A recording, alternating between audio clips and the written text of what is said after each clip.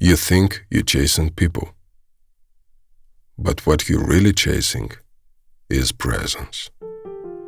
That moment when time folds, when someone looks at you and sees past the surface, past the roles, past the masks, and into something eternal. That ache you feel when desire hits, it's not just lust, it's recognition. It's your soul remembering something it forgot it missed. We've been taught to package desire as sex, to reduce it to physical, to the measurable. But that's not the whole truth. Sometimes, what you want isn't to be touched. It's just to be understood. To be pierced, not by hands, but by awareness. Think of those people you never slept with, but you can't forget. The ones who made your skin electric, even from across the room. That wasn't sex. That was a metaphysical event. Desire can live in the silence between words, in the way someone listens, in the tension of wanting to be known and the fear of actually being seen. You might crave their body, but what you're starving for is their attention. Not the shallow kind, but the kind that says, I feel you, even in the silence. We call it sexual chemistry, but sometimes it's all recognition. You don't want to sleep with them. You want to rest with them. You want to disappear into their gaze and feel like the universe just opened a door. Think about this. Ever felt desire with no physical touch? Just presence. Just a voice. Just the way someone said your name, and it awakened every part of you. That's not sexual. That's sacred. If you've been confusing sex with connection, it's not your fault. The world taught you to perform, to chase validation, to conquer. But real intimacy is about surrender.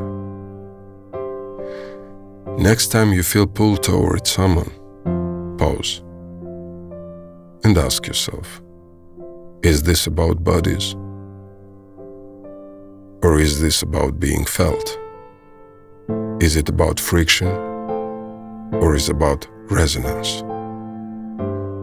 Sometimes wanting to touch someone is really wanting to be touched by life, by meaning, by something that makes the emptiness inside go still. So don't dismiss your desire, but don't rush to physicalize it either.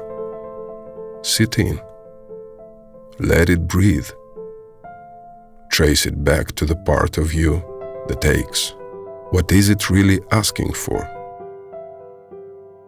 I'll give you some examples. You flirt with someone and suddenly feel alive. It's not about sex. It's about being seen. Or you're drawn to someone unavailable. It's not desire. It's your inner child wanting proof that they're lovable. You keep fantasizing about a stranger. It's not even about them. It's about the version of yourself you imagine you can be in their presence. When you slow down, you'll start to notice. Real desire doesn't scream. It hums. It whispers. It invites. To rewrite this, practice noticing where desire comes from. Is it tension? Is it emptiness? Curiosity? Resonance? Speak it out loud when you feel it. Not just with lovers, But with life, I feel drawn to this moment. I feel activated by this connection. Let your desire become information. Let it guide you home.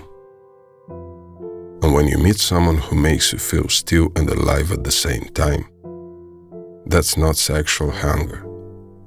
That's spiritual alignment. You don't want sex.